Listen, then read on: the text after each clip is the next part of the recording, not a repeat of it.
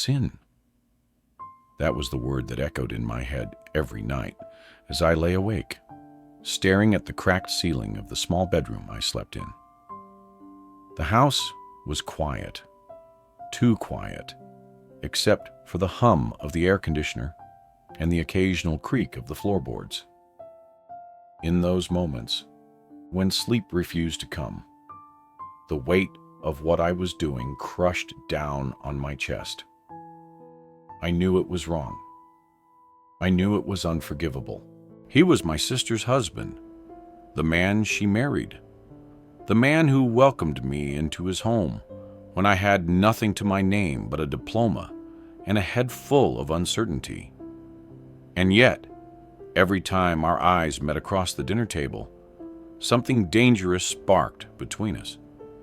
Every time he came home from work smelling like sweat, metal, and soap, my body reacted before my mind could stop it. Every time his fingers brushed mine by accident or on purpose, my resolve shattered. I loved my sister. I truly did. But I was stealing something from her, something she no longer gave him, and he was giving it to me instead. My name is Kyle, 23 years old, fresh out of college, unemployed, and desperate. After graduating, I moved to Los Angeles with dreams that quickly collided with reality. Job interviews led nowhere, rent prices were brutal, and my savings evaporated faster than I expected. Pride kept me struggling longer than I should have. That's when my sister Lena called. "You can stay with us for now," she said. "No pressure, just until you get back on your feet." She lived with her husband in a quiet suburb in Orange County, far from the noise of the city. They had a guest room. It felt like a lifeline. I didn't know it would become a trap. When I arrived, bags in hand, I was greeted by Ryan. He looked nothing like the man I remembered from their wedding years ago. Back then, he was lean, polite, almost shy. Now he stood in the driveway, wearing a sleeveless shirt, arms thick with muscle, as he worked on the garage door. Sweat ran down his neck, disappearing beneath the fabric clinging to his chest. "Kyle, right?" he said with a grin, wiping his hands on a rag before reaching for mine. His handshake was firm, rough, the hands of a man who built things, fixed things, carried weight. "You're bigger than the last time I saw you," he added. "So are you," I replied before I could stop myself. He laughed, deep and warm. "Come on in. Make yourself at home. Lena's still at work." There was something in his tone when he said her name. Not anger, just distance. The first few weeks passed quietly. I helped around the house, applied for jobs, tried not to feel like a burden. Slowly, I noticed things. Lena came home late, exhausted, phone always buzzing. She barely looked at Ryan anymore. When she spoke to him, it was usually to complain. "This food's cold. Why didn't you take out the trash? I told you I needed that shirt washed." Ryan never argued. He just nodded, apologized, and did what she asked. He cooked every meal, cleaned every room, fixed everything that broke. And every night, I saw him sit alone on the couch, while Lena locked herself in their bedroom, scrolling through her phone or falling asleep with her back turned to him. That's when he started talking to me.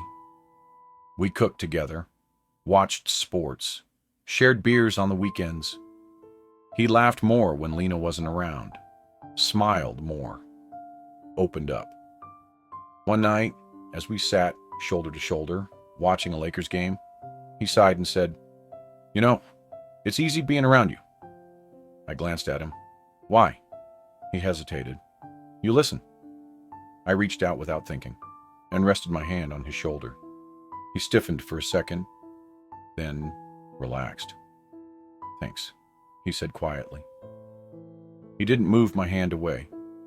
That was the first time the silence between us felt dangerous. A month later, Lena left for a company retreat in San Diego. The weather turned cold and rainy that weekend. The kind of rain that trapped you indoors and made everything feel heavier. Ryan cooked dinner and brought out beer. "Just us tonight," he said. "Figured we could relax." One beer turned into several. Conversation drifted from work to life to regrets. "I don't think Lena wants me anymore," he admitted, voice thick. "We haven't touched each other in months." My chest tightened. "I feel invisible," he continued, "like I'm only useful when something needs fixing."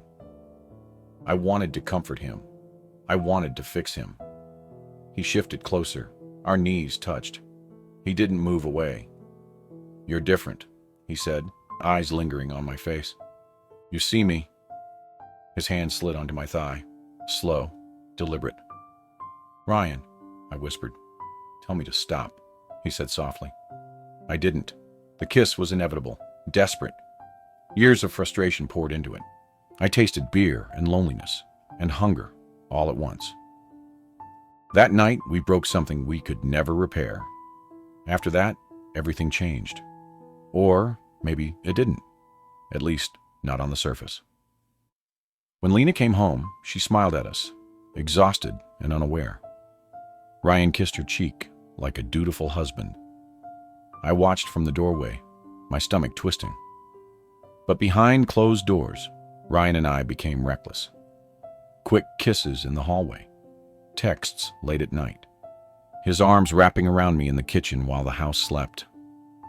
"I missed you today," he whispered once, breath warm against my ear.